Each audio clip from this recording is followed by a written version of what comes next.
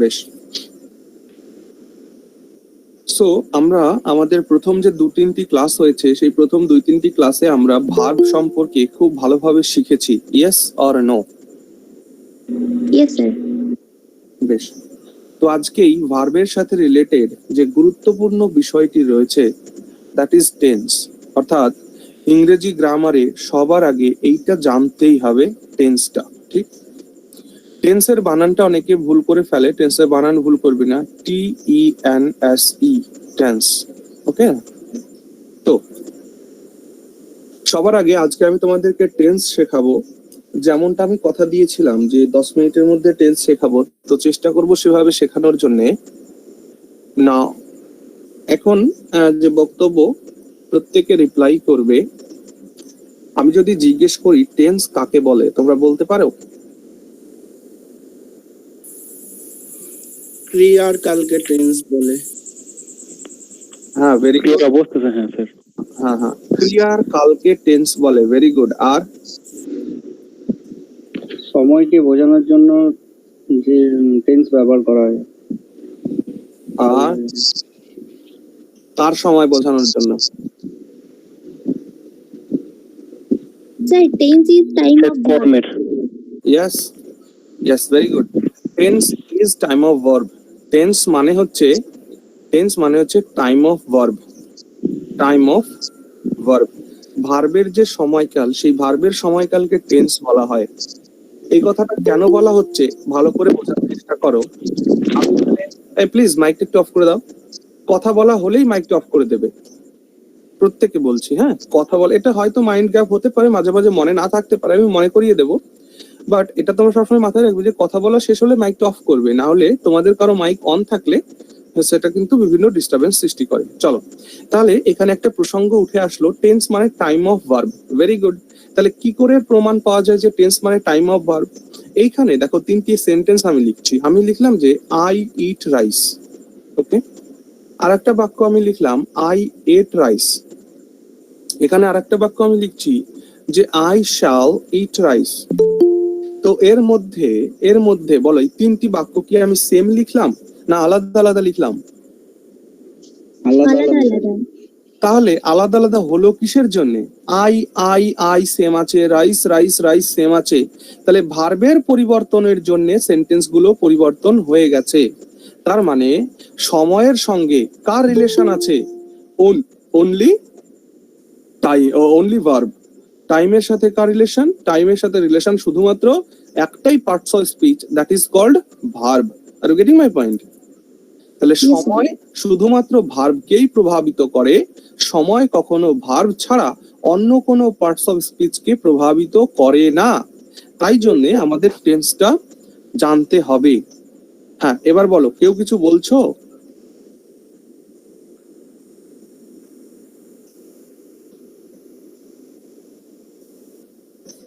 Anyone asking anything? কেউ কিছু জিজ্ঞেস করছো?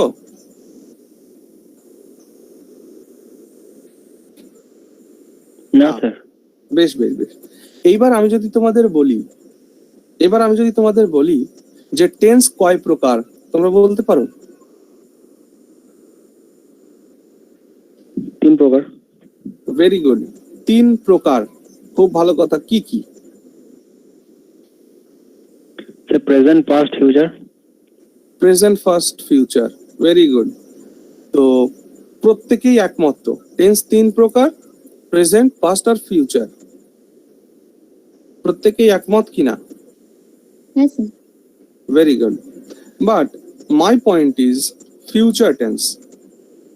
সো ফিউচার যে টেন্স, অ্যাকচুয়ালি ফিউচার টেন্সকে কি টেন্স বলা যায়? আমার কথা ভালো করে বুঝবে। আমি বললাম আই শ্যাল ইট রাইস, এর বাংলা কি? আই শ্যাল ইট রাইস এর বাংলা কি? আমি ভাত খাবো। তো আমি কি ভাত খাবো? আমি কি ভাতটা খেয়েছি? না। কাজটা কি হয়েছে? না। তাহলে যে কাজটাই হলো না তাকে কি ক্রিয়া বলা চলে? Are you getting my point? যে কাজটাই হয়নি তাকে তো আর ক্রিয়াই বলা চলে না। সো হ্যাঁ স্যার। সো যারা গ্রামারিয়ান তারা বলছেন যে কাল মূলত দুই প্রকার। কি কি? একটা হলো অতীত কাল, একটা হলো বর্তমান কাল। কারণ ভবিষ্যতে কি হবে না হবে আমরা জানি না, তবুও ফিউচার টেন্স আমাদেরকে পড়ানো হয়। কেন ফিউচার টেন্স পড়ানো হয়? তোমাদের আমি আগের দিন একটা কথা বলেছিলাম।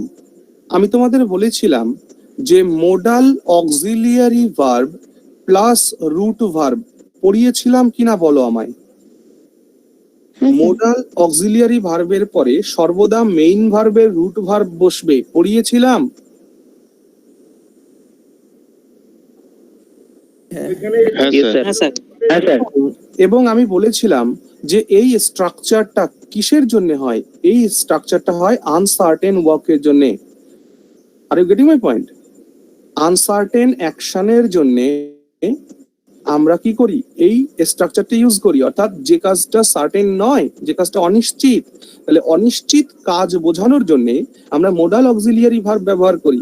তাই ভবিষ্যৎকালে যত ধরনের কাজই হয় না কেন সেটাকে আমরা আনসার্টেন অ্যাকশন বলি। Are you getting my point?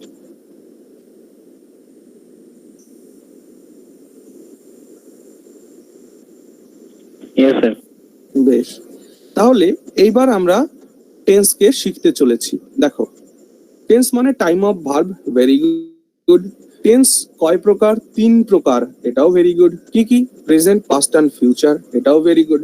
নাও একটা জিনিস মাথায় রাখো, যে অ্যাকচুয়ালি টেন্স করতে গেলে যেটা করতে হয় সেটা হচ্ছে যে অ্যাক্টিভ ভয়েসকে খেয়াল রাখতে হবে। দেখো, একটা কথা আমি তোমায় বলি, এটা তোমরা একটু নোট করে লিখেই রাখো, নোট করে লেখো যে tense is only applicable for tense is only applicable for active verb. Are you getting my point? Tense is only applicable for active verb. Tense শুধুমাত্র অ্যাক্টিভ ভার্বের উপরেই অ্যাপ্লিকেবল হয়। তো অ্যাক্টিভ ভার্ব থাকলে আর একটা ভার্ব আছে, সেই ভার্বটাকে কি বলা হয়? সেই ভার্বটাকে বলা হয় passive verb. Are you getting my point? তাহলে টেন্স শুধুমাত্র অ্যাক্টিভ ভার্বের উপরেই বর্তাবে, প্যাসিভ ভার্বের উপরে নয়। বলতো, এই যে কথাটা বললাম সবাই নোট ডাউন করে নিয়েছো? আমি হ্যাঁ স্যার। বোঝাবো অবশ্যই। হ্যাঁ, ভেরি গুড। আমি তোমাদেরকে আগের দিন যখন ভার্বের ক্লাসিফিকেশন পড়াচ্ছিলাম তখন আমি নিশ্চয়ই তোমাদের এই কথাটা বলেছিলাম যে বি ভার্বের সঙ্গে যদি কোনো মেইন ভার্ব বসে তার সঙ্গে ভিআইএনজি যোগ হবে। বলেছিলাম কিনা বলিনি? হ্যাঁ স্যার বলেছিলেন। এবং হ্যাভ ভার্ব যদি কোথাও বসে তাহলে হ্যাভ ভার্বের সাথে ভি ভার্বের সাথে ইএন বা ইডি যুক্ত ফর্ম বসবে, এটাও বলেছিলাম। Yes sir. এবং এই স্ট্রাকচারটাকে আমি বলেছিলাম যে এটা হলো কন্টিনিউয়াস টেন্সের স্ট্রাকচার, আর এইটাকে আমি বলেছিলাম এটা হলো পারফেক্ট টেন্সের স্ট্রাকচার। মনে পড়ছে? এবার এইটুকুন যদি মনে থাকে, আর এই যে যে স্টেটমেন্ট আমি যেটা লিখলাম এটার আমি প্রমাণ দিচ্ছি যে কেন টেন্স অ্যাক্টিভ ভয়েসে হয়, প্যাসিভ ভয়েসে টেন্স কেন হয় না, এটা তোমরা এখনই বুঝে যাবে। দেখো, আমি একটা সেন্টেন্স লিখলাম যে আই অ্যাম কলিং ইউ। এর মানে আমি তোমাকে ডাকছি, এটা একটা সেন্টেন্স। আর একটা সেন্টেন্স লিখছি I am called by you. এইবার তোমরা খেয়াল করো, অ্যাম হচ্ছে একটা বি ভার্বের present form. Is it okay or not? Am তো বি ভার্বেরই প্রেজেন্ট ফর্ম। তাহলে তাহলে এই ক্ষেত্রে দেখো আই অ্যাম কলিং মানে বি ভার্বের সঙ্গে এখানে ভিআইএনজি ইউজ হয়েছে, কিন্তু নিচেরটাই তুমি যদি খেয়াল করো তুমি দেখতে পাচ্ছ যে বি ভার্বের সাথে ভার্বের ইএন বা ইডি যুক্ত ফর্ম অ্যাড হয়েছে। Are you getting my point? তাহলে এইটা হচ্ছে অ্যাক্টিভ ভয়েস, এইটা হলো প্যাসিভ ভয়েস।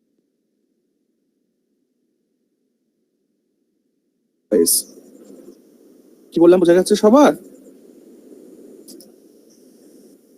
তাহলে এইখানে দাঁড়িয়ে আমাদের অ্যাক্টিভ আর হ্যাঁ, স্যার। প্যাসিভটাকে শিখতে হবে। তাহলে অ্যাক্টিভ আর প্যাসিভ যদি শিখি আমি কিন্তু আজকে ভয়েস চেঞ্জ শেখাচ্ছি না, ভালো করে মাথায় রাখো। আমি আজকে ভয়েস কি জিনিস সেটা শেখানোর চেষ্টা করছি, not voice change. Voice change আমি শেখাচ্ছি না, আমি ভয়েস শেখাচ্ছি। জেনারেলি ভয়েস হলো 3 প্রকার: active voice, passive voice, quasi passive voice. Okay, but আজকে আমি যেহেতু ভয়েস চেঞ্জ শেখাচ্ছি না, তাই আমি অত কিছু দরকার নেই। আমি আজকে ভয়েসের দুটো জিনিস নিয়ে আলোচনা করব, that is active voice and passive voice. Active voice আর প্যাসিভ ভয়েস নিয়ে আলোচনা করব। সো আমার প্রথম প্রশ্ন তোমাদের হবে, যারা আমার প্রিভিয়াস ক্লাস দেখেছো তারা কেউ উত্তর দেবে না, যারা আমার ক্লাসগুলো এখনো দেখোনি তারা উত্তর দেবে যে অ্যাক্টিভ ভয়েস কাকে বলে। বলো, অ্যাক্টিভ ভয়েস কাকে বলে?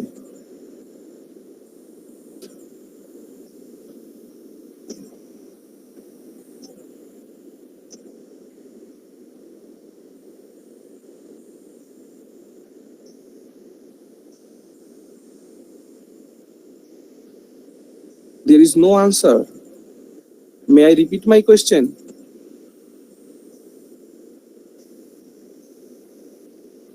আমি প্রশ্ন করেছি অ্যাক্টিভ ভয়েস কাকে বলে। স্যার অ্যাক্টিভ ভয়েসের সাবজেক্ট নিজেই আর কি পারফর্মার। ইয়েস, আমি বলেছিলাম যারা ক্লাস দেখোনি তারা বলতে।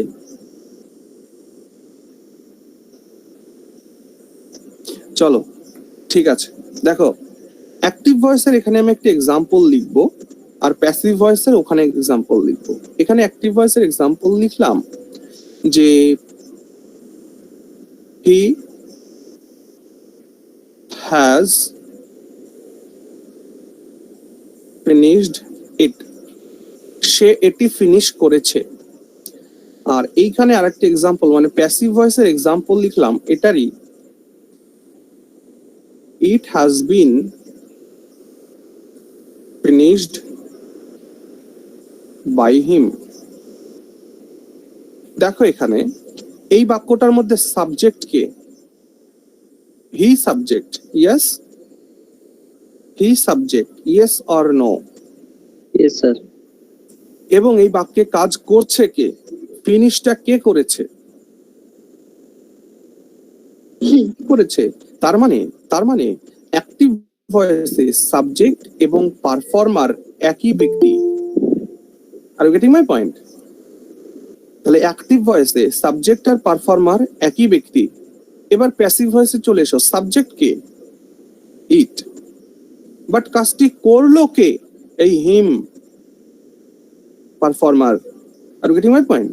তাহলে প্যাসিভ ভয়েসে আমরা কি সাবজেক্ট আর পারফর্মার এক পেলাম? না। পেলাম না। তাই অ্যাক্টিভ ভয়েস কাকে বলে এটা প্রশ্ন করার সঙ্গে সঙ্গে তোমরা 1 নম্বর পয়েন্ট উত্তর দেবে যে যেখানে সাবজেক্ট ইকুয়াল টু পারফর্মার, অর্থাৎ যে সেন্টেন্সের মধ্যে সাবজেক্ট আর পারফর্মার সেম তাকে বলা হয় অ্যাক্টিভ ভয়েস। আর প্যাসিভ ভয়েস কাকে বলে? যেখানে সাবজেক্ট আর পারফর্মার সমান নয়, মানে subject not equal to performer. Subject যেখানে পারফর্মার নয় সেটা হচ্ছে প্যাসিভ ভয়েস, যেখানে সাবজেক্টই পারফর্মার সেটা হচ্ছে অ্যাক্টিভ ভয়েস। এইটুকুন ক্লিয়ার? হ্যাঁ স্যার। Yes sir. হ্যাঁ স্যার। বেশ বেশ, আরো একটি এক্সাম্পল দিয়ে আমি 2 নম্বর পয়েন্ট লেখানোর চেষ্টা করব। আরো একটা পয়েন্ট কি? আরো একটা পয়েন্ট হলো এই যে আই অ্যাম ইটিং রাইস। আর এইটার একটা এক্সাম্পল লিখবো যে rice is eaten by me. এইটার ভয়েস চেঞ্জ এটা নয়, কিন্তু মাথায় রেখো এইটার ভয়েস চেঞ্জ এটা কিন্তু নয়। আমি জাস্ট দুটো এক্সাম্পল লিখেছি এইটা বোঝানোর জন্য। দেখো অ্যাক্টিভ ভয়েসে বি ভার্বের সঙ্গে ভিআইএনজি যুক্ত হয়েছে, yes or no? Yes sir. তাহলে 2 নম্বর পয়েন্ট মনে রাখবে। তাই 2 নম্বর পয়েন্ট মনে রাখবে যে অ্যাক্টিভ ভয়েসে বি ভার্বের সঙ্গে সর্বদা ভিআইএনজি হবে হবে হবে। এবার চলে সে এখানের উদাহরণে, দেখো বি ভার্ব ইজ, ইজের পর এখানে ইটেন মানে আইএনজি যোগ হয়নি, তার মানে প্যাসিভ ভয়েসে 2 নম্বর পয়েন্ট মনে রাখবে যে বি ভার্বের সঙ্গে সর্বদা প্যাসিভ ভয়েসে ভার্বের ই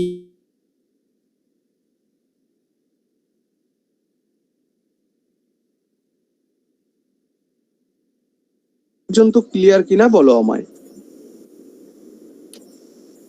হ্যাঁ স্যার। বেশ, তাহলে এইটুকুন যদি আমরা জানি তাহলে আমাদের টেন্স কমপ্লিট হয়ে যাবে। তাহলে অ্যাক্টিভ ভয়েস কাকে বলে? যেখানে সাবজেক্ট আর পারফর্মার সেম। প্যাসিভ ভয়েস কাকে বলে? যেখানে সাবজেক্ট আর পারফর্মার সেম নয়। অ্যাক্টিভ ভয়েস কাকে বলে? যেখানে বি ভার্বের পরে ভিআইএনজি বসবে। প্যাসিভ ভয়েস কাকে বলে? যেখানে বি ভার্বের পরে ভার্বের থার্ড ফর্ম বসবে, ভি3 বসবে, অর্থাৎ পাস্ট পার্টিসিপল ফর্ম বসবে। এইটুকুন আমরা শিখে নিলাম। ওকে, হ্যাঁ স্যার। আচ্ছা বেশ, এইটুকুন যদি আমরা শিখে নিই তাহলে এবার আমরা ভয়েস চেঞ্জের মধ্যে আমরা এখন টেন্সের মধ্যে প্রবেশ করছি। দেখো, খুব ভালো করে বোঝার চেষ্টা করবে।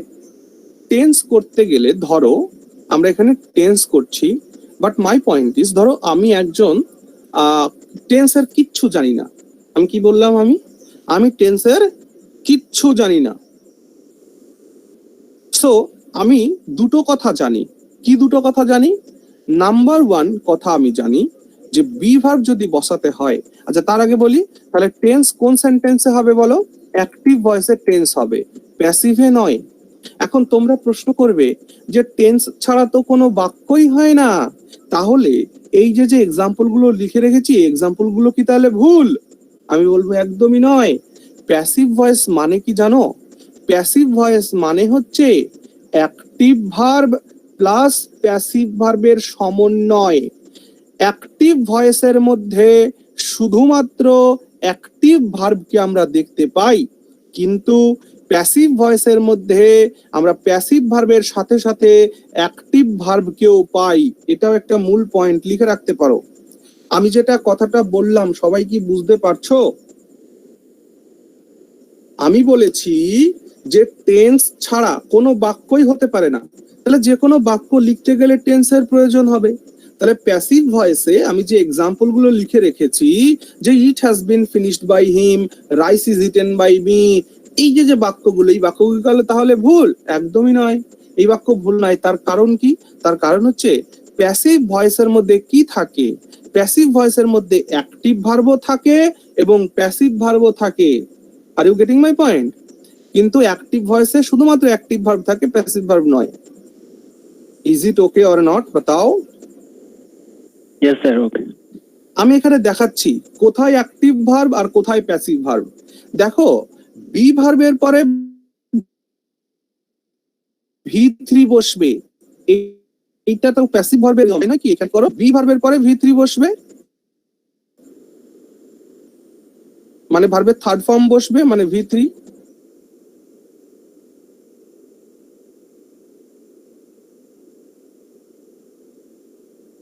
পাস্ট পার্টিসিপল ফর্ম বসবে, বসেছে এখানে বি ভার্বের পরে, মানে এইটুকু ভি3 বসেছে কি? এটা হ্যাজ একটা হ্যাভ ভার্ব, তারপরে বিনের ভি3 বসেছে, বিন বসেছে, তার মানে এইটুকুন অ্যাক্টিভ ভার্ব। তাহলে তাহলে আমরা দেখতে পাচ্ছি প্যাসিভ ভয়েসের মধ্যে অ্যাক্টিভ ভার্বও থাকে, প্যাসিভ ভার্বও থাকে। Is it clear or not? Is it clear or not? Yes sir. Clear, sir. বেশ বেশ, এবার তাহলে আমরা টেন্সে যাচ্ছি। তাহলে টেন্সে আমি দুটো কথা মাথায় রেখে টেন্স করব, তোমরা খুব ভালো করে খেয়াল করবে। এবং যে ভার্বের রূপ আমি তোমাদের পড়িয়েছিলাম, অর্থাৎ ফর্মস অফ ভার্ব যেটা পড়িয়েছিলাম, সেই ফর্মস অফ ভার্বটাও কিন্তু মাথায় রাখতে হবে। ওকে, দেখো কি দুটো পয়েন্ট মনে রাখতে হবে। প্রথম পয়েন্ট মনে রাখতে হবে, বি ভার্ব আমি যেখানেই ব্যবহার করব সেখানে আমি ভিআইএনজি ইউজ করব, আর হ্যাভ ভার্ব আমি যেখানেই ব্যবহার করব তার সঙ্গে আমরা ভি3 মানে কি, এর সঙ্গে ইএন বা ইডি যুক্ত ফর্ম ব্যবহার করব। এই দুটো কথা জানি, আমি আর কিচ্ছু জানি না। টেন্স করতে চলেছি আমি শুধুমাত্র এই দুটো কথা জানি, আর কিচ্ছু জানি না। ওকে, দেখো এবার ম্যাজিক হবে, ম্যাজিক। আমি সাবজেক্ট হিসাবে আই কে নিলাম, অবজেক্ট হিসাবে আমি রাইস কে নিলাম, আর ভার্ব হিসাবে আমি ইট কে নিলাম। তাহলে একটা সেন্টেন্সের মধ্যে মিনিমাম সাবজেক্ট ভার্ব অবজেক্ট থাকে, যেটা আমরা আগের দিন শিখেছি। সো নাও খেয়াল করো, আমি প্রথমে কি করছি, আমার যে সাবজেক্ট দেওয়া হয়েছে, কারণ আমি জানি যে সেন্টেন্স মানে কি, সেন্টেন্স মানে হচ্ছে প্রথমে সাবজেক্ট বসাতে হবে, তারপর ভার্ব বসাতে হবে, তারপর অবজেক্ট বসাতে হবে। এইটুকুন করলেই আমাদের সেন্টেন্স ওকে। কিন্তু বাংলাতে কিন্তু এমনটা নয়। বাংলায় কেমন স্ট্রাকচার হয়? Subject, object, verb. বাংলার কেমন স্ট্রাকচার হয়? Subject, object, verb. অর্থাৎ আমি ভাত খাই, আমি সাবজেক্ট, ভাত অবজেক্ট, খাই ভার্ব। তাহলে ইংরেজি আর বাংলার মধ্যে তফাৎ আছে, এটুকুন মাথায় রাখতে হবে। নাও তাহলে সেন্টেন্স মানে কি? ইংরেজিতে সেন্টেন্স মানে সাবজেক্ট আগে বসাবো, তারপর ভার্ব বসাবো, তারপর অবজেক্ট বসাবো। তাহলে এখানে আমার সাবজেক্ট আই নিয়েছি, ভার্ব ইট নিয়েছি, আর অবজেক্ট রাইস নিয়েছি। তাহলে আমি সবার প্রথমে সাবজেক্ট ভার্ব আর অবজেক্ট লিখে দিলাম। হলো 1 নম্বর বাক্য তৈরি হলো। 2 নম্বর বাক্য, এবার আমার ইচ্ছা হয়েছে আমি একটা বি ভার্ব ইউজ করব। এবার আমার কি ইচ্ছা হয়েছে? এবার আমার ইচ্ছা হয়েছে আমি একটা বি ভার্ব ইউজ করব।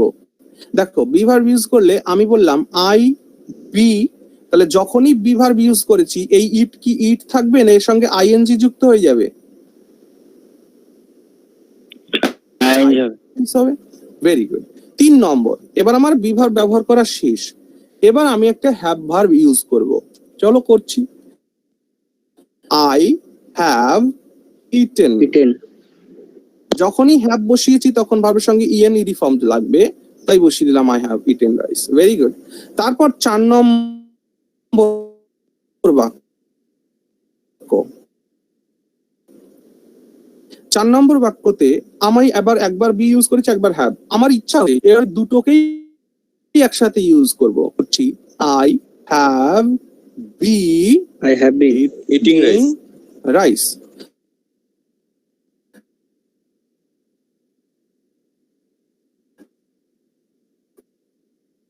নাও এখানে বিন হয়ে গেল, বি বারবার ইটিং লাগে, ইটিং আছে, নো প্রবলেম, হয়ে গেল। এইবার তোমরা দেখো তো, খেয়াল করে দেখো, এই যে 4টে সেন্টেন্স আমি লিখলাম, এই 4টে সেন্টেন্স কি টেন্সের 4টি ভাগ নয়? হ্যাঁ স্যার, 4টি ভাগ স্যার। হ্যাঁ স্যার। তাহলে টেন্সের দেখো যে টেন্সের যে 4টি ভাগ, খুব ভালো করে এই জায়গাটা বুঝবে। আমি যেটা বোঝাতে চাইছি তোমরা যদি বুঝা, তাহলে মানে ইংলিশ, কারণ তোমরা যদি ইজিলি বুঝতে না পারো তাহলে আমার পড়াতে অসুবিধা হবে। বা সাব টাইপ রয়েছে, সাব টাইপ গুলো নাম্বার 1, একটাকে বলা হয় ইনডেফিনিট। তাহলে indefinite 1 number topic, 1 number subsection. 2 number হচ্ছে কন্টিনিউয়াস। 3 নাম্বারটাকে আমরা বলি পারফেক্ট, আর 4 নম্বরটাকে আমরা বলি perfect continuous. Are you getting my point? Perfect continuous. তাহলে খুব ভালো করে খেয়াল করবে, আমি যদি এবার তোমাদেরকে বলি এই যে 4টে সেন্টেন্স তৈরি হয়েছে, এই 4টে টেন্সে এই 4টে সেন্টেন্স কোন টেন্সে তৈরি হয়েছে তোমরা বলতে পারো আমায়?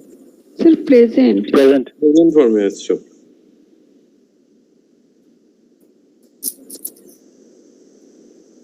বাট মাই পয়েন্ট ইজ এই 4টি সেন্টেন্স কোন টেন্সেই নেই।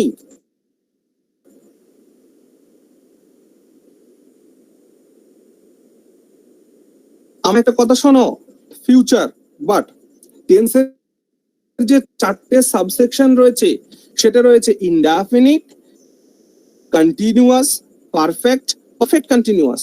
খেয়াল করো, আমি তোমাদের প্রশ্ন করলাম সেন্টেন্স, এই 4টে সেন্টেন্স কোন টেন্সে রয়েছে, তোমরা বলে দিলে প্রেজেন্ট টেন্স, এবং সেটা বলাই স্বাভাবিক।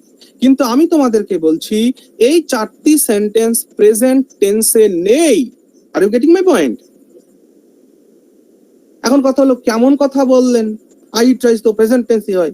যদি তাই হয় তাহলে বলো দ্বিতীয়টা কোন টেন্সে আছে? আই বি ইটিং রাইস, এটা কোন টেন্স বলতে পারো কেউ? Present continuous.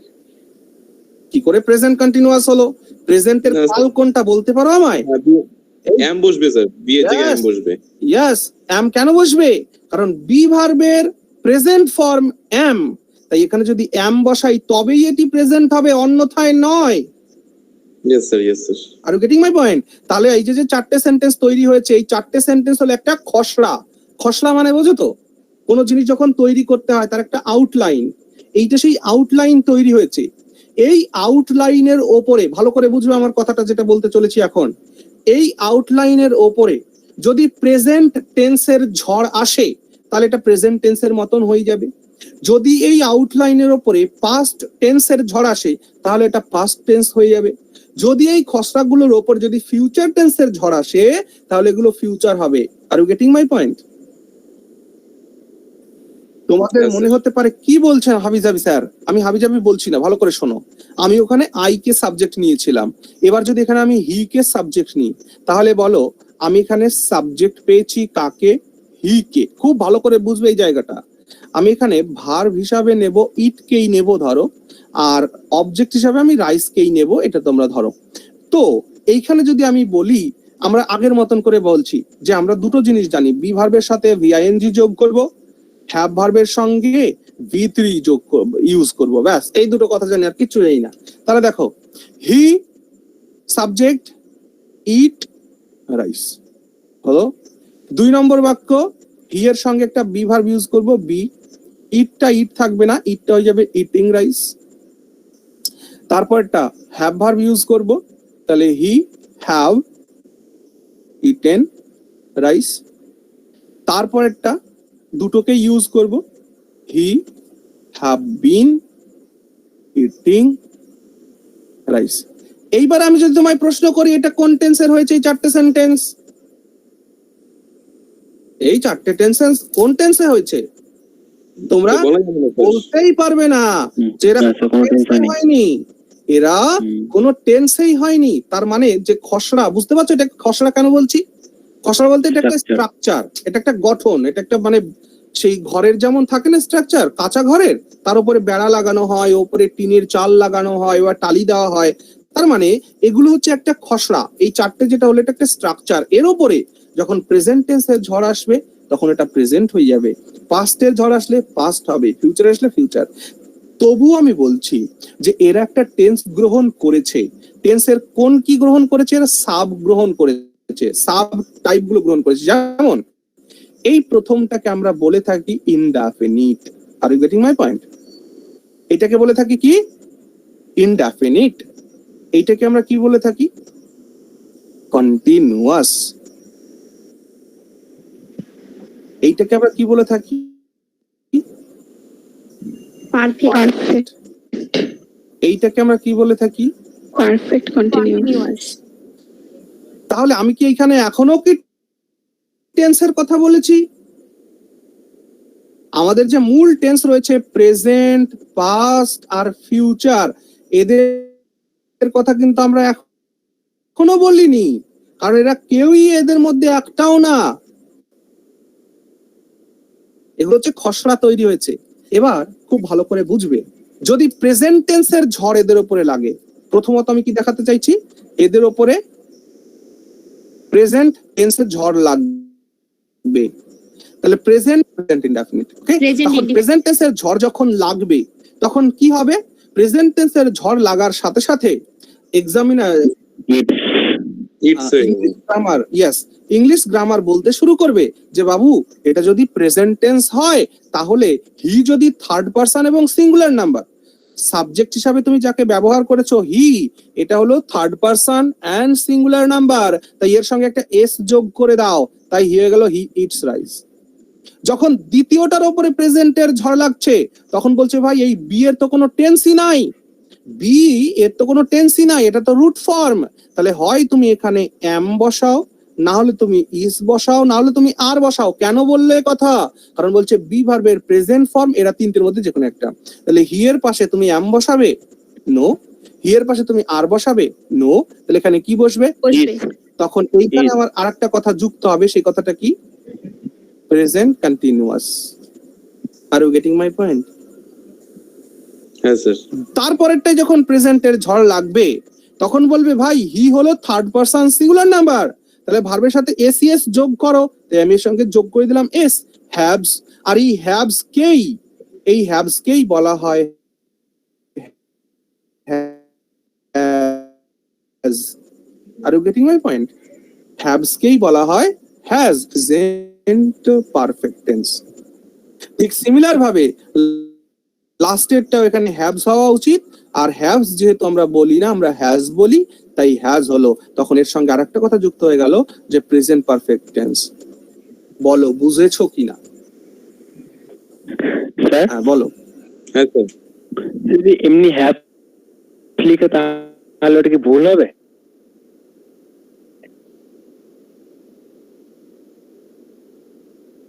অবশ্যই ভুল হবে, করি না। আচ্ছা স্যার। যেমন বি ভার্বের একটা রূপ আর প্রেজেন্ট রূপ, এই ওকে চলো, তাহলে আমরা এখানে হ্যাভস ইউজ করব না, হ্যাজই ইউজ করব। ওকে বলো, আমি যেটা তোমাদের বোঝাতে চাইছি বুঝেছো কি তোমরা? হ্যাঁ স্যার। হ্যাঁ স্যার। হ্যাঁ স্যার। বেশ। এবার যদি এটাতে পাস্ট টেন্সের ঝড় লাগে, পাস্ট টেন্সের ঝড় লাগার সাথে সাথে এই ইট, আমি কালিটা একটু চেঞ্জ করে নি, পাস্ট টেন্সের ঝড় যখনই লাগবে তখন এই ইট বলবে যে তুমি তো আর ইট থাকতে পারবে না, তোমাকে এট হয়ে যেতে হবে, অর্থাৎ হি এট রাইস। তখন এই পাস্ট প্রেজেন্টটা কেটে আমরা এখানে লিখবো যে পাস্ট ইনডেফিনিট। ওকে, এইটার ক্ষেত্রে কি হবে? এইটার ক্ষেত্রে বলবে ভাই তুমি অ্যামিজারের এখানে কোনোটাই লিখতে পারবে না, এখানে তোমাকে হয় ওয়াজ না হলে ওয়্যার লিখতে হবে। তাহলে হি এর পাশে ওয়াজ বসে, তাহলে ওয়্যার বসানো যাবে না, হি ওয়াজ ইটিং রাইস, এখানে প্রেজেন্ট কেটে পাস্ট কন্টিনিউয়াস করতে হবে। বোঝা যাচ্ছে? হ্যাঁ স্যার। তারপরেরটা এখানেও যখন পাস্টের ঝড় লাগবে তখন বলবে হ্যাজ ট্যাজ চলবে না, পাস্ট ফর্ম হলো হ্যাড কে বসাতে হবে, he had eaten rice, past perfect হয়ে যাবে, প্রেজেন্টে তখন হয়ে যাবে পাস্ট পারফেক্ট। আবার এটার ক্ষেত্রেও তাই হয়ে যাবে, হ্যাজটা হ্যাড হয়ে যাবে, এটা হয়ে যাবে তখন প্রেজেন্ট কেটে past perfect continuous. Are you getting my point or not? Yes sir. যখন ফিউচার টেন্সের ঝড় যখন লাগবে, let me change my colour. দেখো এবার এদেরকে যখন ফিউচার টেন্সের ঝড়টা যখন লাগবে, সেই ফিউচার টেন্সের ঝড় লাগার সাথে সাথে, আচ্ছা ফিউচার টেন্সটা একটু অন্যভাবে ওইখানে ওই স্লাইডে দেখাচ্ছি। ঝড় যখনই এইটার উপর যখনই ফিউচার টেন্সের ঝড় লাগবে তখন কি হবে? জাস্ট এই জায়গাটাতে শ্যাল বা উইল, তো আই এর পাশে যেহেতু শ্যাল বসে তাহলে শ্যালই যুক্ত হবে, এইখানেও শ্যাল, খালি শ্যাল বসিয়ে দাও, ব্যাস হয়ে গেল ফিউচার টেন্স। 12টা টেন্স কমপ্লিট হলো কিনা বলো আমায়?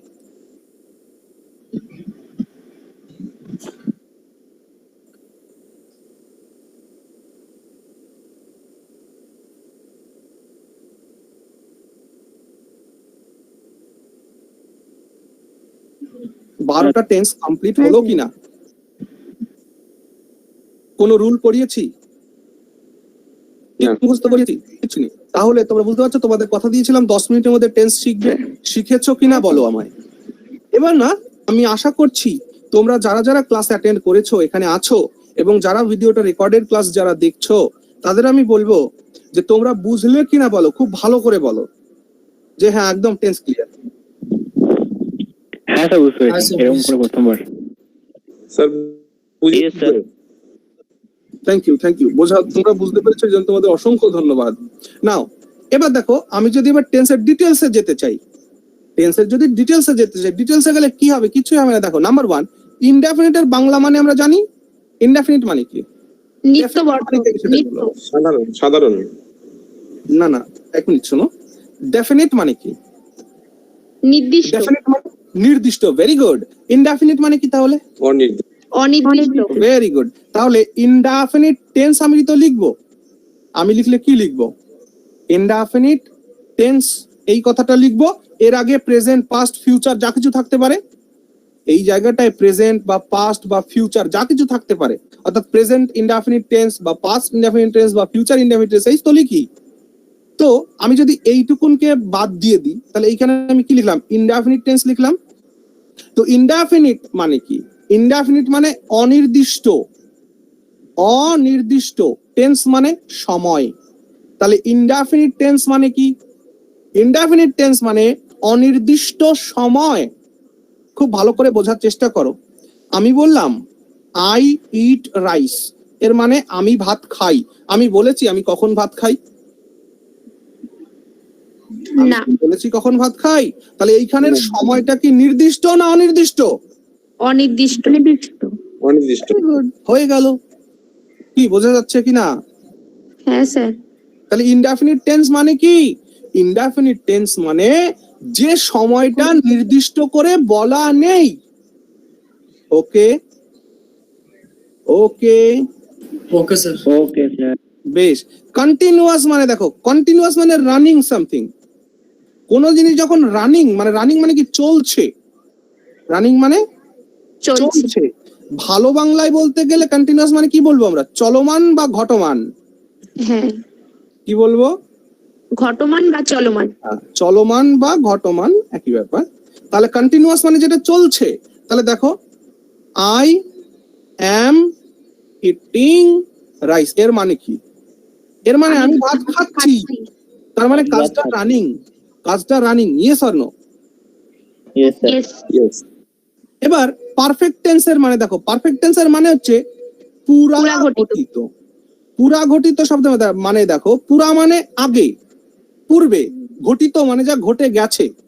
পুরা মানে আগে, ঘটিত মানে যা ঘটে গেছে। তাহলে পুরা ঘটিত মানে কি? আগে যা যা আগে ঘটে ঘটে গেছে। পুরা ঘটিত মানে যা আগে ঘটে গেছে।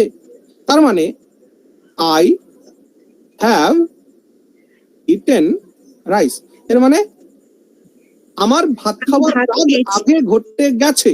তার মানে আমি ভাত খেয়েছি। তার মানে আমি ভাত খেয়েছি। Are you getting my point or not? হ্যাঁ স্যার।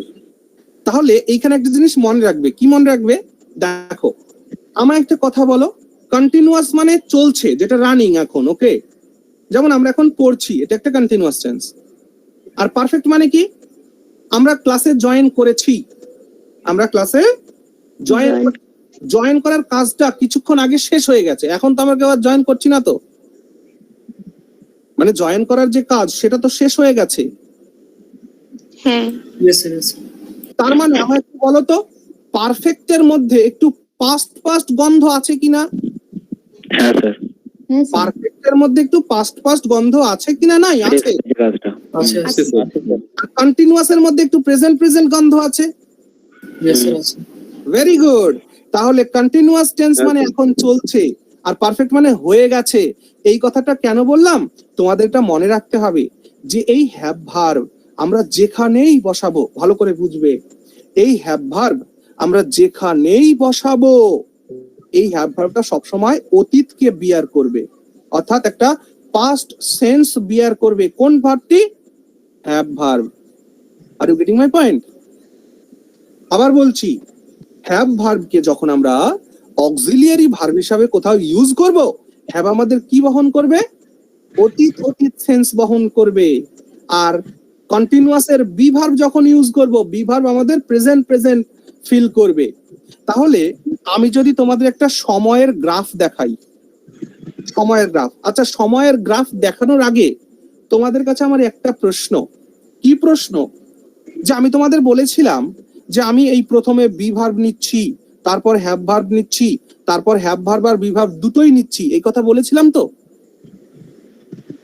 হ্যাঁ। তো এটা তো এমনও হতে পারতো, এইখানে বি হতে পারতো, এইখানে হ্যাভ হতে পারতো। এখানে হ্যাভ আগে কেন বসলো, বি কেন পরে বসলো? তাহলে এটা তো এমনও হতে পারতো বি আগে বসুক, হ্যাভ পরে বসুক। এরকম প্রশ্ন কি মাথার মধ্যে আসে?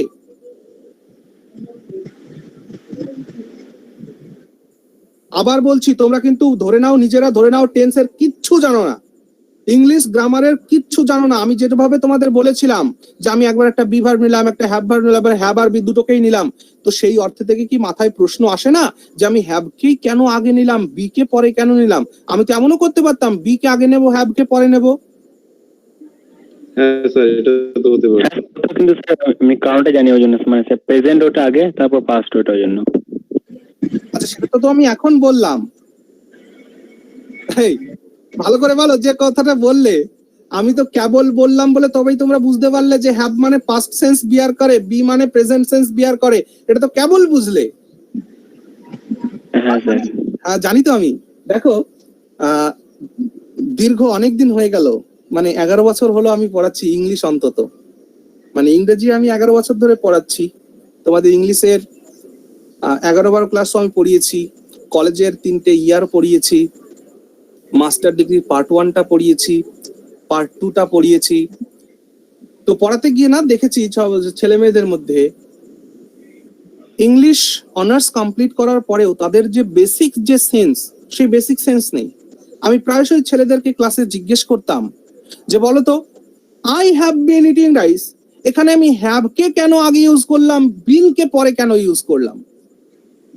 তো ছেলেরা বলতো কি হলো ব্যাপারটা? আচ্ছা, এরকম প্রশ্ন মাথার মধ্যে আসা উচিত কিনা? হ্যাঁ স্যার। এবার এই প্রশ্নটা আমাকে করেছিল আমার জীবনের প্রথম ছাত্র। আমি ক্লাস 4 এর একটা ছাত্রকে পড়াতাম 2006 সালে। মানে 2006 সালে আমি জীবনের প্রথম আর কি টিউশনি শুরু করেছিলাম। তখন ক্লাস 4 এর একটা ছেলেকে আমি পড়াচ্ছিলাম। তো সে তখন বলল যে আচ্ছা দাদা, আপনি আমায় বলুন যে এই যে হ্যাভ ভার্ব আর বিনের মধ্যে হ্যাভটা আগে কেন হলো, বিনটা পরে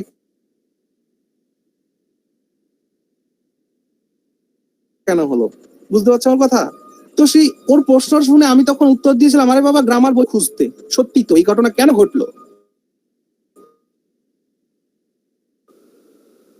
পরবর্তীকালে যখন আমি এটাকে আমায় একটা কথা বলো তো, এইটা কি ফিউচার নয়? এইটা প্রেজেন্ট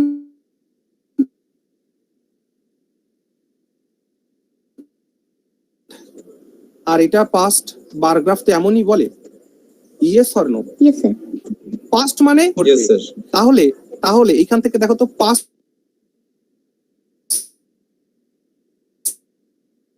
সেন্স কোথায় বসবে? প্রেজেন্ট সেন্সের আগে না পরে? পাস্ট আগে। সেন্স। তাহলে এই জন্য দেখো পাস্ট সেন্স হ্যাভ আগে বসেছে, প্রেজেন্ট সেন্স বি পরে বসেছে। Is it okay? Okay sir. যাই হোক, এটা আমার মনের মধ্যে একটা concept ছিল, সেটা তোমাদের বললাম। তাহলে তাহলে আশা করছি তোমরা এখানে বুঝে গেছো যে এই যে পরের বাক্য আমি যেটা লিখবো যে I have been eating rice, এই বাক্যটা লিখলাম। এই বাক্যটাতে হ্যাভ কেন আগে হলো, বি কেন হলো, এটা আমরা এখানে শিখলাম। তাহলে পারফেক্ট কন্টিনিউয়াস এর মানে কি? পুরা ঘটিত ঘটমান। পারফেক্ট কন্টিনিউয়াস এর মানে পুরা ঘটিত ঘটমান। তাহলে পারফেক্ট মানে কি? একটা অতীত সেন্স থাকবে, কন্টিনিউয়াস মানে একটু বর্তমান সেন্স থাকবে। তাহলে I have been eating rice মানে কি? আমি কিছুক্ষণ ধরে ভাত খাচ্ছি। Are you getting my point? যেমন উই হ্যাভ বিন বা I have been teaching you for 1 hour। I have been teaching you for 1 hour। আমি তোমাদের 1 ঘন্টা ধরে পড়াচ্ছি। তার মানে আমার পড়ানোটা শুরু হয়েছিল একটু অতীতের দিকে না? হ্যাঁ স্যার। এই জন্য হ্যাভ ভার্ব। আমার পড়াটা কি এখন শেষ হয়েছে? নো, চলছে, তাই বিন। তাহলে বলো প্রেজেন্টে যে 4টে টেন্স বুঝতে পেরেছো কিনা? বুঝেছি। তাহলে হ্যাঁ, তাহলে প্রেজেন্টের সাথে সাথে আমরা বাদবাকি যে টেন্স গুলো ছিল সেটারও কনসেপ্ট পেয়ে গেলাম। হ্যাঁ স্যার। তাহলে 12টা টেন্স আশা করছি আমি তোমাদের বোঝাতে পেরেছি। আজকের ক্লাসের শেষে আমি তোমাদের টেন্সের একটা নোট, পিডিএফ নোট, সেটা আমি গ্রুপে দিয়ে দেব। সেইগুলোকে তোমরা তোমাদের খাতায় সুন্দর করে নোট ডাউন করে রাখবে এবং পরের দিন আমি চাইবো যে তোমরা সেই নোটগুলোকে আমায় অন্তত লিখে দেখাও। অর্থাৎ সেই নোটের মধ্যে তোমরা প্রত্যেকটা টেন্সের সংজ্ঞা পাবে, গঠন প্রণালী পাবে এবং তার সাথে কিছু এক্সাম্পল পাবে, উদাহরণ পাবে। ইজ ইট ওকে? তাহলে টেন্স সম্পর্কে যদি আর কারো কোনো প্রশ্ন থাকে তো নেই। স্যার একটা প্রশ্ন আছে। হ্যাঁ বলো। স্যার ফিউচার পারফেক্ট বলে তো কোনো টেন্স হয় না এরকম শুনেছি স্যার। হয় না বলাটা ঠিক নয়, অধুনা লুপ্ত, মানে বর্তমান সময়ে কেউ ওইটার ব্যবহার করে না। Yes sir. ঠিক আছে, তবে হ্যাঁ নেই বলবো না, আমি যে নোটটা তোমাদের প্রোভাইড করব সেই নোটের মধ্যে তোমরা অবশ্যই পাবে এবং সেটা আমি দেবো, তোমরা অবশ্যই এটা পড়ে নেবে। ওকে ওকে স্যার। আর কারো কোনো প্রশ্ন? স্যার যদি ফিউচার পারফেক্ট টেন্স থাকে ওর একটা এক্সাম্পল দিন। যেমন বৃষ্টি হবার আগে আমি 2 ঘন্টা হাঁটতে থাকবো। বুঝতে পারছো কি বলছি? যে সুদূর ভবিষ্যতে কোন এক সময় বৃষ্টি হবে আর তার আগে আমি 2 ঘন্টা হাঁটতে থাকবো। পুরোটাই তো তার মধ্যে একটু অতীত টার্ম এবং প্রেজেন্ট টার্মস থাকবে। ইয়েস। আচ্ছা, এখনই আমি টেন্সের আরো ডিটেলসে আমি টেন্সের এখন যেতে চাই না, তার কারণ হচ্ছে আমি তোমাদের ওই নোটটা আগে দিতে চাই টেন্সের, যাতে করে তোমরা ওটাকে আগে পড়ে ফেলতে পারো। ওটা পড়ার পর তারপর আমি তোমাদেরকে দিয়ে দিব, কারণ এটা তোমরা পড়ে ফেলবে তারপর। ওকে, টেন্সের জেরক্সটা পাঠিয়ে দেবো। দেখো তোমাদের যেটা কনফিউশন হচ্ছে যে future perfect continuous tense. Future perfect continuous tense মানে কি জানো? ফিউচার পারফেক্ট কন্টিনিউয়াস টেন্স মানে হচ্ছে ভবিষ্যৎকালে দুটো কাজ হবে। এখন দুটো কাজই কেন, এই প্রশ্ন তোমরা করতে পারো। এর জন্য দেখতে হবে, দেখো আমরা যখন কাজের কম্প্যারিজন করতে যাই, একটা কাজ যদি হয় তাহলে সেটা পরে হলো না আগে হলো কি করে বুঝবো? তাই জন্য সবসময় দুটো কাজকে নিয়ে কম্পেয়ার করতে হয়। একটা কাজ আগে হবে, একটা কাজ পরে হবে, তবেই বুঝবো কোন টেন্স হলো। Getting my point? তাহলে এর জন্য কি করতে হবে, তোমাদের আমি টেন্সের নোটটা দেব, সেই টেন্সের নোটটাকে খুব ভালো করে পড়তে হবে এবং এখানে সুন্দর করে নোটটাতে সমস্ত কিছু এলাবোরেট করা আছে। তাহলে যেটা বলছিলাম যে ফিউচার পারফেক্ট কন্টিনিউয়াস টেন্স কাকে বলে? ভবিষ্যৎকালে দুটো কাজের মধ্যে একটা কাজ অন্যটির আগে কিছু সময় ধরে চলতে থাকবে। আবার বলছি, ভবিষ্যৎকালে দুটো কাজ হবে, সেই দুটো কাজের মধ্যে একটি কাজ অন্য একটি কাজের আগে কিছু সময় ধরে চলতে থাকবে। এইরকম কনসেপ্ট যখন আমরা বুঝবো তখন আমরা ধরে নেব যে এটা ফিউচার পারফেক্ট টেন্স। তাহলে এই ধরনের যে কন্ডিশন গুলো রয়েছে সেই কন্ডিশন গুলো বোঝার জন্য টেন্সটাকে পড়া দরকার, আর সেই টেন্স পড়ার জন্য আমি তোমাদেরকে নোট প্রোভাইড করব। যেমন যে আমি বললাম তো যে একটু আগে কি একটা উদাহরণ বলেছিলাম যেন, বৃষ্টি হবার কি বলেছিলাম? বৃষ্টি হবার আগে আমি 2 ঘন্টা ধরে হাঁটতে থাকবো, এরকম একটা ব্যাপার। তারপরে তোমার ধরো এমনটাও বলতে পারি, মানে তাহলে বৃষ্টি হবার আগে 2 ঘন্টা ধরে হাঁটতে থাকবো, এটা এর ট্রান্সলেশন কি হবে? বৃষ্টি হবার আগে 2 ঘন্টা ধরে হাঁটতে থাকবো, বলো দেখি। I shall walking for 2 hours. বৃষ্টি হবার আগে আমি আচ্ছা চলো বাক্যটা লিখো আগে। আচ্ছা যে বৃষ্টি হবার আগে, বৃষ্টি হবার আগে, সরি বৃষ্টি হবার আগে। আচ্ছা বাংলা হ্যান্ড রাইটিংটা না আমার খুবই খারাপ, তোমরা একটু বুঝে সুঝে নিও। বৃষ্টি হবার আগে, বৃষ্টি হবার আগে কি যেন বললাম? বৃষ্টি হবার আগে আমরা 2 ঘন্টা ধরে হাঁটতে থাকবো। আমরা 2 ঘন্টা ধরে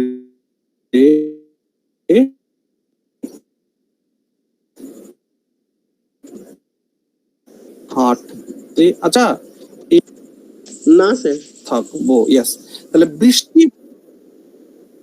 আচ্ছা বেশ হ্যাঁ দিয়ে দিলাম।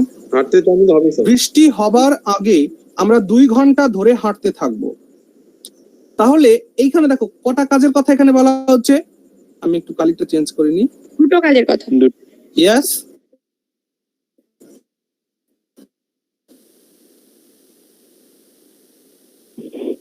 দেখো একটা হচ্ছে বৃষ্টি হবে, আরেকটা হচ্ছে আমার হাঁটা হবে। আমি হাঁটতে থাকবো। এই কথাটি রয়েছে না বিফোর,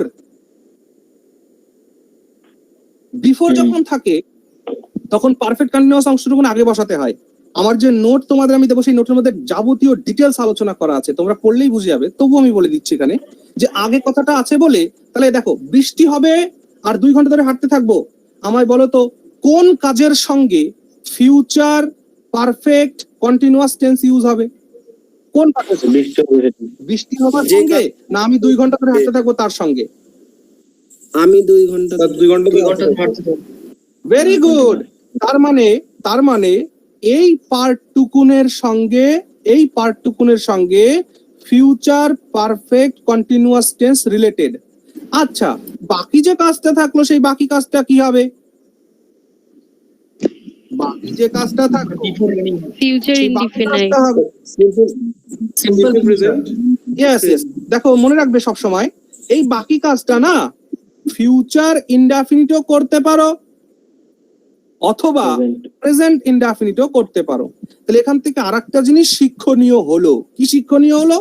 ফিউচার টেন্সের কনসেপ্টের সঙ্গে যে এক্সট্রা কাজ থাকবে সেই এক্সট্রা কাজকে আমরা ফিউচার ইনডেফিনিটেও লিখতে পারি, প্রেজেন্ট ইনডেফিনিটেও লিখতে পারি, কিন্তু এই ঘটনা অতীতকালের সঙ্গে কিন্তু কখনোই ঘটবে না।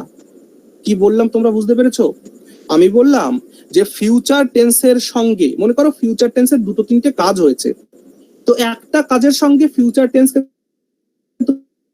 তুমি অ্যাপ্লাই করো, বাদ বাকি যে কাজ আছে সেই কাজগুলোকে তুমি হয় present indefinite use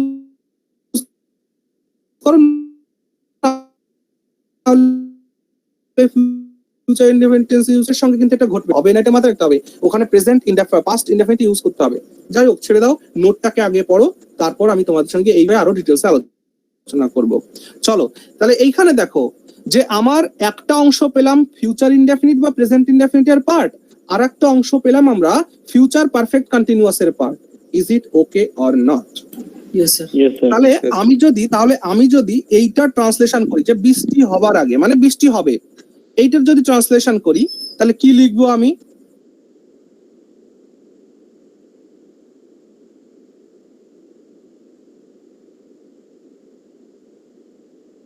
it rain. বোঝা গেল কি বললাম? প্রেজেন্ট ইনডেফিনিট টেন্সে ইউজ করলে আমি লিখবো ইট রেইনস, আর যদি ফিউচার ইনডেফিনিট ইউজ করি তাহলে লিখবো ইট উইল রেইন। ওকে, আচ্ছা, এবার এর পরের পার্টটা, আমি 2 ঘন্টা ধরে হাঁটতে থাকবো, এই পার্টটা ট্রান্সলেশন করো। আমি না তো, আমরা লেখা, মানে we shall have been walking. we shall have been walking For 2 hours. walking before for for 2 hours. before it rains. 2 hours, for 2 hours. ওকে, আচ্ছা, তাহলে এই বাক্যের ট্রান্সলেশন কি এমন হবে যে it rains before we shall have been walking for 2 hours? কখনোই নয়, মাথায় রাখবে। আগে যদি থাকে বাংলা শব্দে, বাংলা বাক্য আগে যদি থাকে, আগের ইংরেজি কি? বিফোর। তো বিফোর যদি থাকে, মনে রাখবে যে এই ফিউচার পারফেক্ট কন্টিনিউয়াস অংশটুকুন আগে বসবে, ইনডেফিনিট অংশটুকুন পরে বসবে। তাহলে সঠিক ট্রান্সলেশনটা কি হবে তোমরা লিখে নিতে পারো। সঠিক ট্রান্সলেশনটা হবে we shall have been walking for 2 hours before it rains, অথবা বিফোর ইট উইল রেইন। লিখে নিয়েছো সবাই? অর্থাৎ এই অংশটুকুন প্রথমে বসাতে হবে ফার্স্ট, তারপর বিফোর ইউজ করতে হবে, তারপর এই সেকেন্ড পার্টটুকুন, এই পার্টটুকুন বসাতে হবে। ওকে, তাহলে ট্রান্সলেশন আবার বলে দিচ্ছি, we shall have been walking for 2 hours before it rains, অথবা বিফোর ইট উইল রেইন। ওকে না? Yes, sir. Yes, sir. আচ্ছা, টেন্সের মধ্যে না তোমরা ভার্ব 1, ভার্ব 2, ভার্ব 3 এমন পাবে। এই জন্য বলে দিই, ভার্বের যে প্রেজেন্ট ফর্ম তোমরা একটু লিখে রাখো, যদিও আমার টেন্সের নোটে তোমাদের লিখে দেওয়া আছে। ভার্বের প্রেজেন্ট ফর্মকে আমরা বলি V1, ভার্বের পাস্ট ফর্মকে আমরা বলি V2, ভার্বের পাস্ট পার্টিসিপল ফর্মকে আমরা বলি V3, ভার্বের প্রেজেন্ট পার্টিসিপল ফর্মকে আমরা বলি V4। ওকে ওকে, ওকে স্যার। বেশ। আচ্ছা, বিফোর আর আফটারের এই জিনিসটা কি তোমরা বুঝতে পেরেছো আমি যেটা বললাম, না আরো কিছু উদাহরণ দিয়ে বোঝাবো? স্যার একটা কোশ্চেন, হ্যাঁ বলো বলো। এমনি স্যার আমরা বৃষ্টির ক্ষেত্রে ইট কেন ব্যবহার করি যদি একটু স্যার বলেন? বিকজ এর সাবজেক্টই খুঁজে পাওয়া যায় না তো। একটা ভালো করে শোনো, রেন মানেই হলো বৃষ্টি, অর্থাৎ এটা একটা noun. Are you getting my point? খুব ভালো প্রশ্ন করেছো, আমি এটাকে দিতে ও কোথায় চলে গেল, ও রিজনিং এ চলে গেল কেন?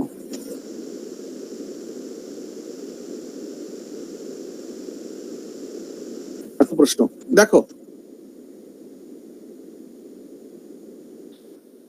আমি একটা শব্দ নিলাম টেবল। যদি তোমাদের সময় হয়,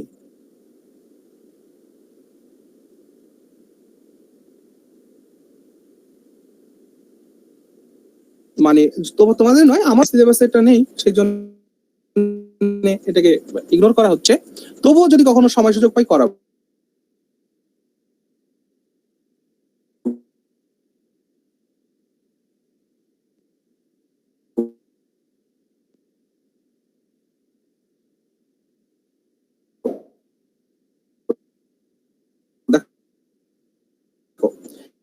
টেবলটা তোমরা কি বলছো? এটা তো নাও Yes, sir.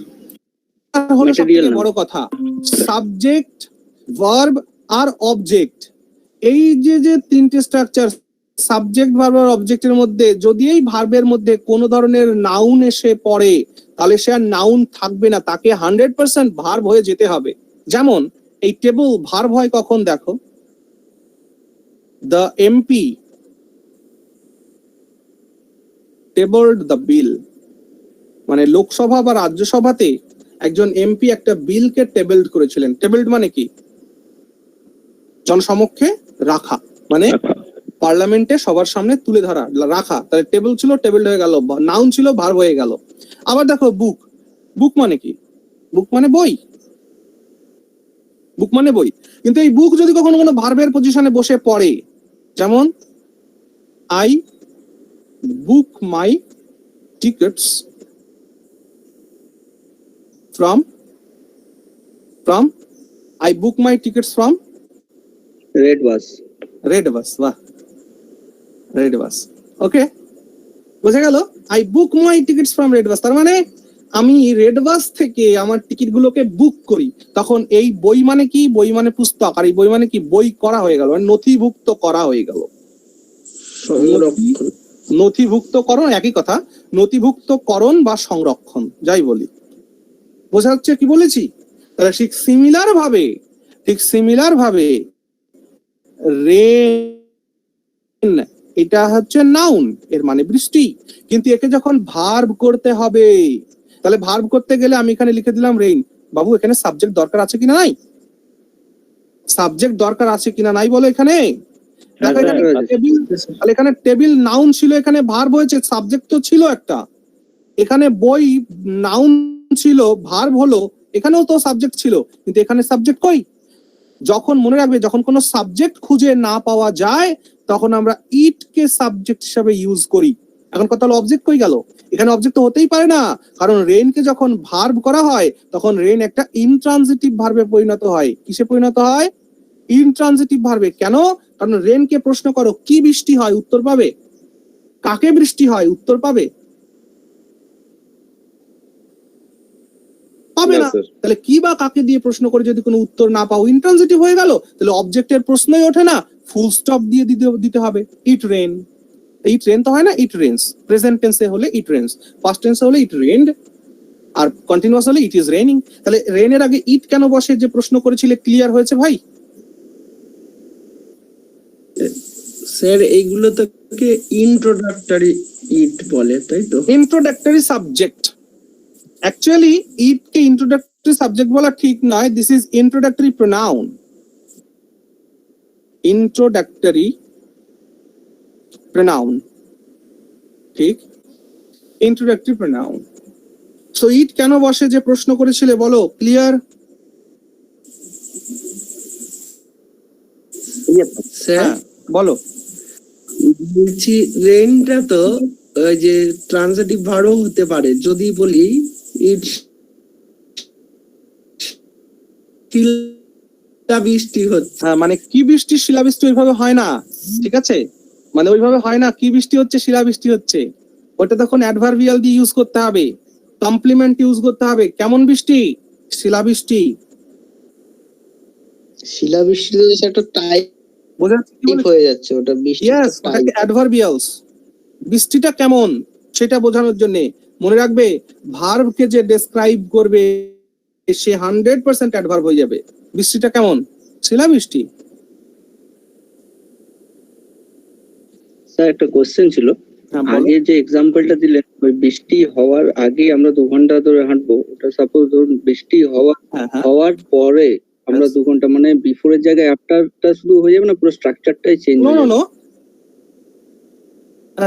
ওই তো বললাম বিফোর থাক। আমি এটাই তো জিজ্ঞেস করেছিলাম যে তোমাদের যদি আফটার বিফোর নিয়ে কোনো কোয়েশ্চেন থাকে আমায় বলো। দেখো এখানে বিফোর আছে বলে প্রেজেন্ট ইনডেফিনিট বা ফিউচার ইনডেফিনিট অংশগুলোকে এখানে পরে বসিয়েছি, আগে এই এফপিসিটি কে বসিয়েছি। যদি এটা আফটার থাকতো তাহলে আফটার থাকলে কি হতো, আগে এটা বসতো পরে এটা বসতো, বুঝেছো?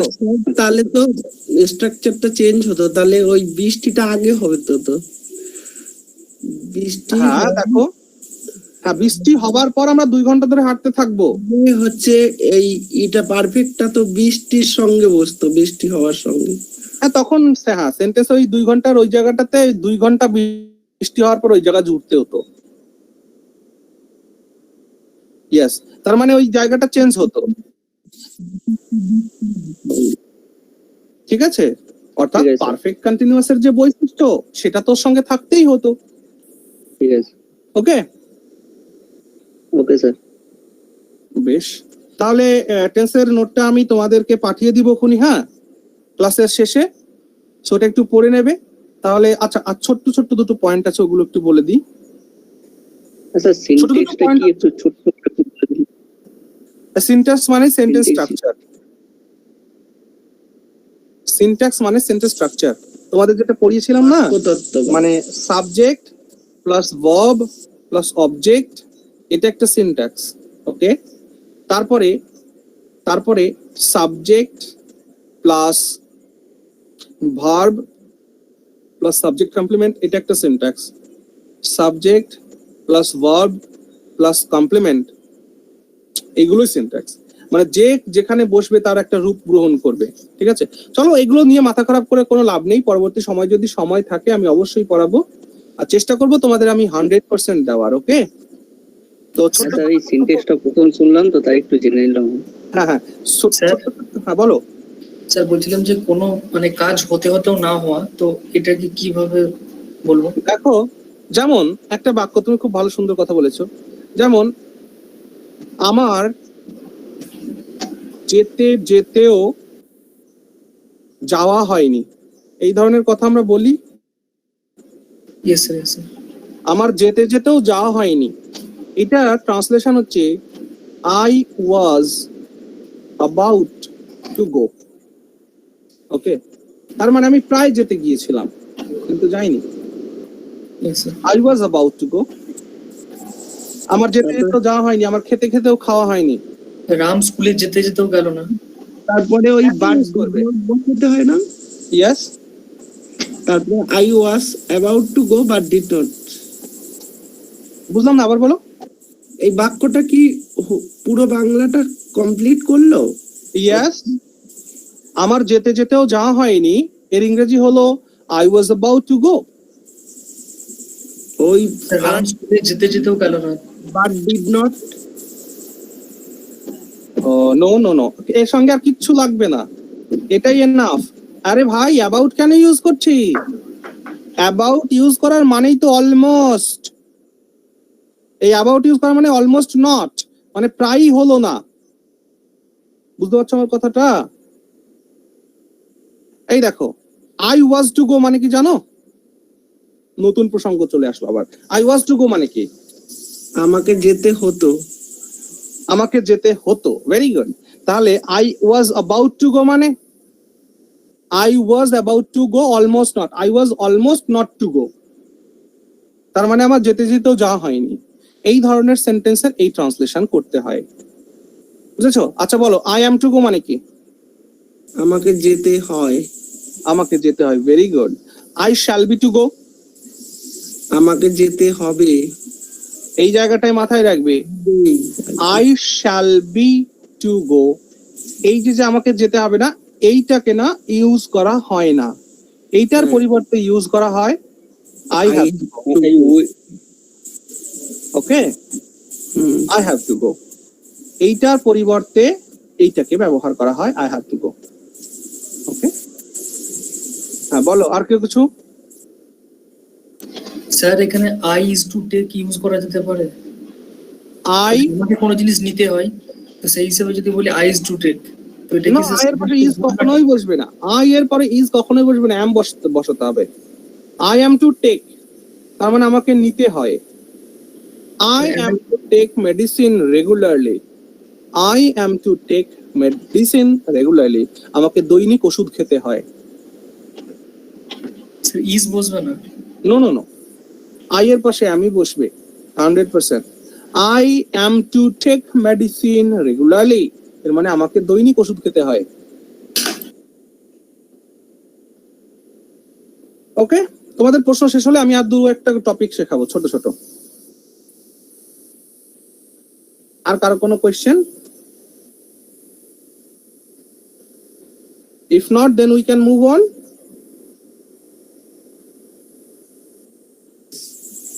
Yes sir. ওকে, চলো ছোট ছোট দুটো টপিক বলতে, যেটা তোমরা সবাই জানো। নাম্বার 1 যেটা টপিক সেটা হচ্ছে পার্সন। পার্সন মানে, পার্সন মানে কি? বাংলায় একে বলা হয় পুরুষ।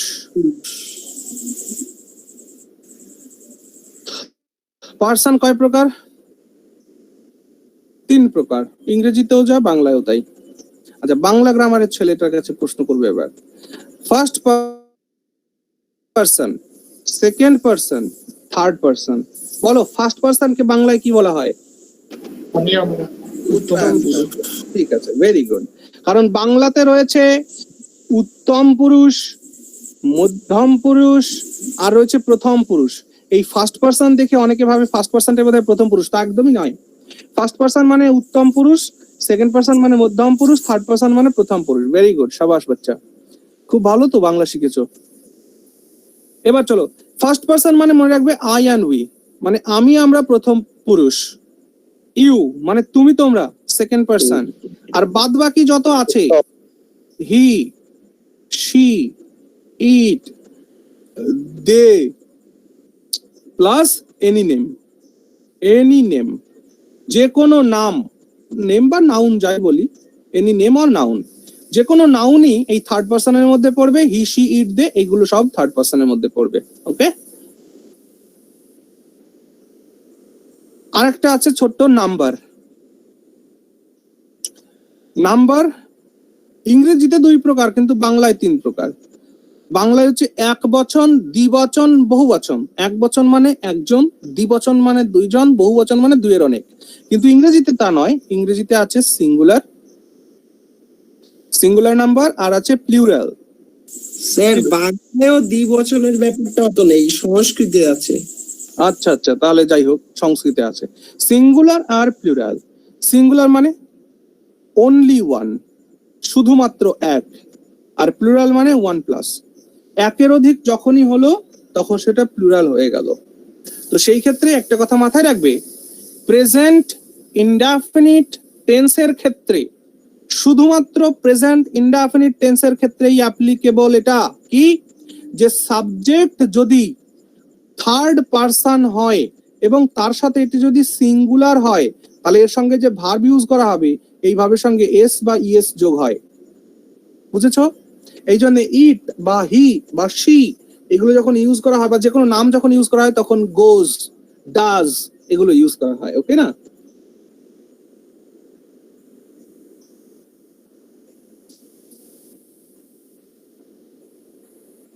ছোট্ট ছোট্ট দুটো কথা ছিল, বলা হয়ে গেল। তো আশা করছি আজকে আমাদের এই পর্যন্তই থাক, নাকি?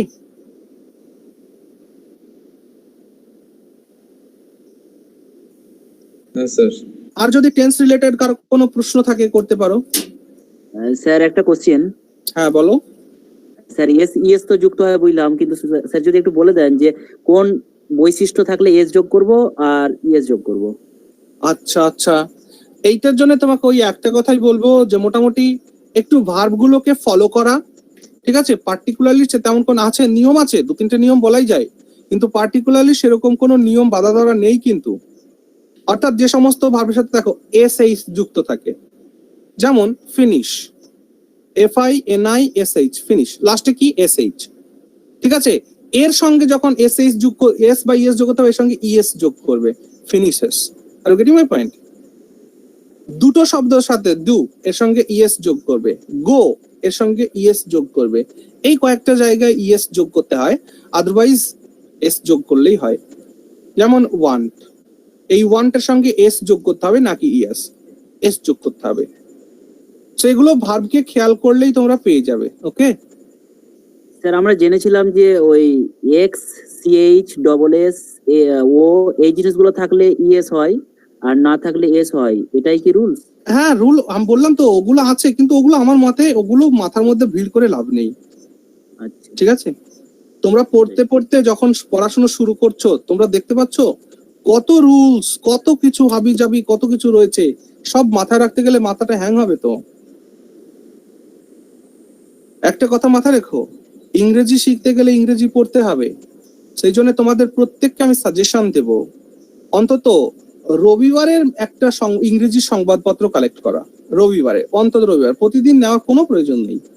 আবার ডেইলি পেপার কেনা শুরু করো না, টাকা পয়সা নষ্ট হবে, কাজের কাজ কিছুই হবে না। এই জন্য বলছি শুধুমাত্র রবিবারের পেপারটাকে কালেক্ট করবে, কারণ রবিবারের পেপারটা একটু মোটা সোটা হয়, অনেক কিছু থাকে ওর মধ্যে। সো ওই রবিবারের পেপারটাকে নিয়ে না সারা সপ্তাহ পড়া। আর এখন যেহেতু লকডাউন চলছে, এখন পেপার না পড়াই বেটার। তোমরা যে মোবাইল সবার কাছে আছে, অনলাইনে দেখবে বিভিন্ন নিউজ পেপারের অ্যাপ্লিকেশন পাওয়া যায়, টাইমস অফ ইন্ডিয়া, তারপর হিন্দু এক্সপ্রেস, এই সমস্ত আছে না, ওইগুলো নিয়ে একটু পড়বে। স্যার কোন ইংলিশ নিউজ পেপারটা মানে পড়বো, দা হিন্দু না টেলিগ্রাম? দেখো সব থেকে বেটার হচ্ছে যেটা, সেটা Times of India. Times of India. Times of India, okay. Times of ইন্ডিয়াটা কেন সহজ বলছি, কারণ টাইমস অফ ইন্ডিয়ার ভাষাগুলো খুব সহজ সরল ভাষা। দা হিন্দু এ খুব ডিফিকাল্ট ইংলিশ লেখে, আর টেলিগ্রাফ টোটালটাই হচ্ছে তোমার কি বলবো ওই ইংল্যান্ডের ইংলিশ থেকে ফলো করে, but Times of India American English and British English এই দুটোকে ফলো করে চলে। টাইমস অফ ইন্ডিয়াটা পড়ো, মজা পাবে, হালকা ফুলকা আছে, ওটা ভাল লাগবে। কিন্তু অন্যান্য গুলো পড়তে গেলে একটু জটিল জটিল লাগবে, শব্দগুলোদের খুব ব্যবহারটা খুব ক্রিটিক্যাল। একটা কথা মাথায় রেখো, ভাষা, ইংরেজি একটা ভাষা, ভাষা শিখছো, সবসময় চেষ্টা করবে সহজ সরল থাকার। মানে ভারী ভরকম কিছু শব্দ ব্যবহার করলে এর মানে এই নয় যে তুমি বিরাট কিছু করে ফেললে, তা কিন্তু নয়। এমনও হতে দেখা গেছে এক্সামিনার যে খাতা দেখছে সে মানেই জানে না কি লিখেছে, তো মনে করলে এই ছেলেটা নিশ্চয়ই বানান ভুল করে যাবে, অন্য কিছু লিখেছে। সেই জন্য সহজ সরল ভাষায় লিখবে, এতে নিজেরও ভালো লাগবে, অন্য যে লেখাটা পড়বে তারও বুঝতে সুবিধা হবে। ঠিক আছে বস, তাহলে এখানেই শেষ করলাম আজ।